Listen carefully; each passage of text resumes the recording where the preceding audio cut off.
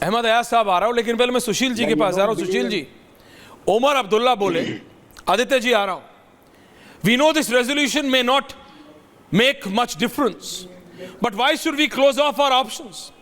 This is a road map to move the dialogue process forward. What dialogue? कौन सा dialogue?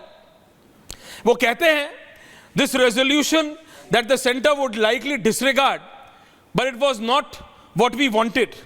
We wanted a resolution to be passed in the House that would show the entire world that Jammu Kashmir seeks the return of special status it lost in 2019.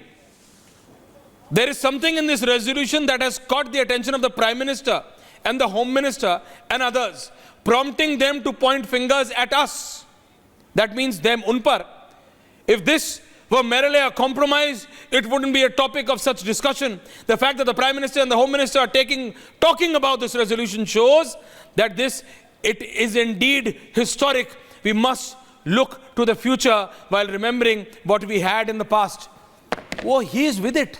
वो कह रहे हैं placard किसी और ने उठाया हो, करवा उमर अब्दुल्ला रहे हैं। उमर अब्दुल्ला कह रहे हैं ये हिस्टोरिक है। उमर अब्दुल्ला कह रहे हैं प्रधानमंत्री और गृह मंत्री ने बोला, इसका मतलब हम ठीक राह पे हैं। वो कह रहे हैं ऐसा होते रहना चाहिए। सुशील जी। ऐश्वर्या जी नमस्कार। आपके सभी दर्शकों को, आपको और पैनल में मेरे सभी साथियों को इस चर्चा में, इस महत्वपूर्ण गंभीर चर्चा में मुझे शामिल करने के लिए आभार। आपने उस रेजोल्यूशन को पढ़ करके सुनाया। मैं आपको बताता हूं, आज से 25 साल पहले जब इनके पिता मुख्यमंत्री थे, उमर अब्दुल्ला के पिता फारूक अब्दुल्ला, तो इसी असेंबली में इन्होंने एक और रेजोल्यूशन पास करवाया था कि हमें प्री 1953 स्टेटस चाहिए कश्मीर में। यानी 370 का जो मौलिक रूप था, जिसमें सुप्रीम कोर्ट का दखल नहीं था, जिसमें मुख्यमंत्री नहीं प्रधानमंत्री था, जिसमें कंट्रोलर ऑडिटर जनरल का दखल नहीं था, जिसमें हमारे इलेक्शन कमीशन का दखल नहीं था, जिसमें कश्मीर एकदम अलग होने की कगार से आधा कदम पहले था, वैसा कश्मीर चाहिए जिसमें सदर रियासत हुआ करती थी। तो आज ये कह रहे हैं कि हमें 370 चाहिए। इनसे कहिए 370 तो आपके पास था। आप तो तब प्री 53 मांग रहे थे। आपको प्री 53 देते, आप एक स्पेशल अलग रिपब्लिक मान लेते।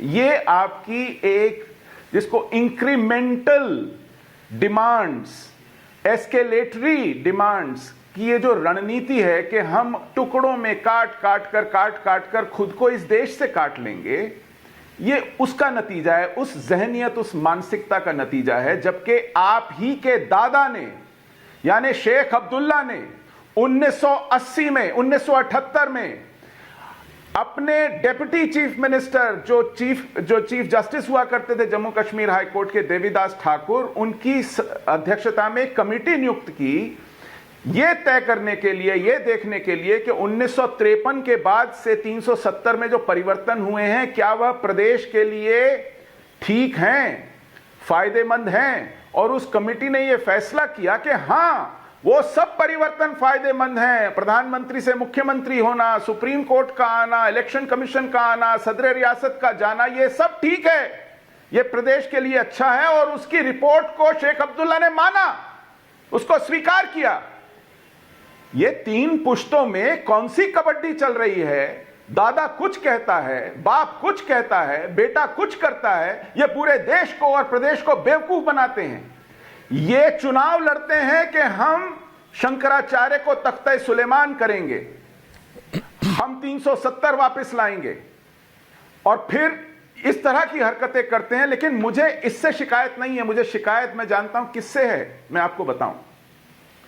ऐश्वर्या जी, मुझे शिकायत चोरों से नहीं है, राहजनों से नहीं है जिन्होंने मुझे लूटा है। मुझे शिकायत उन लोगों से है जिनके पास 5 साल थे 5 अगस्त 2019 के बाद। उन्होंने इन 5 सालों में जिहाद का क्या हिसाब किताब लिया? उन्होंने जबड़ा उखाड़ा, कमर तोड़ी, या उनको पुचकारा, उनको रियायतें दी, उनका दिल जीतने की कोशिश की, विकास की वर्षा की उन पर? क्या किया उन्होंने? कितने मदरसे बंद किए, कितने मौलवियों पर निगरानी की, कितने खुतबों की जानबीन की, कितने कलाशनिकोव जब्त की, कितने कैडो एंड कैसो ऑपरेशंस किए, कितने धर पकड़े। मैं जानना चाहता हूं कि हमारी नस्ल कुशी करने वाले कितने लोगों को फांसियां दी, हमें जलावतनी देने वाले कितने लोगों पर मुकदमा चलाया, हजारों एफआईआर पेंडिंग है, कितने प्रोसिक्यूशन किए। आज तक की किसी भी एक हत्या की, किसी भी एक नरसंहार की उन्होंने जांच कराकर उस पर किसी को दोषी पाकर सजा सुनाई? क्यों जिहाद दुबकेगा? आप कहते हैं कि पत्थरबाजी बंद हो गई, आप कहते हैं कि हड़तालों के कैलेंडर वापस हो गए, आप सोचते हैं कि जिहाद अपनी रणनीति नहीं बदलेगा? आप सोचते हैं कि पाकिस्तान कंगाल होगा, मुफ्ती और अब्दुल्ला सत्ता से बाहर होंगे, तो क्या जिहाद अपनी रणनीति नहीं बदलेगा? वो अपनी जाने, अपना माल महफूज नहीं करेगा किसी लंबी लड़ाई के लिए, किसी आने वाली समय और अपॉर्चुनिटी के लिए? वो ऐसा करता है। आप कहते हैं अरे बौखला गया है, अरे दुबक गया है, जिहाद काफुर हो गया है, भाप बन के उड़ गया है। अब पता चल रहा है कि पिछले 20 दिनों में कितने हमले हुए हैं, कितने लोग मारे गए हैं, कहां कहां पर एनकाउंटर हो रहे हैं। Point taken, sir. जिहाद का काफिर बन के उड़ जाना है। इस तरह की बनावटी सतही शांति को यह कहना कि कश्मीर सामान्य हो गया है, दुनिया को आप चाहे जितना बरगला लें, अगर आप स्वयं को यह प्रोपेगेंडा कंज्यूम कराते हैं, इस पर विश्वास करने लगते हैं, तो सामान्य बुद्धि पर तरस आता है।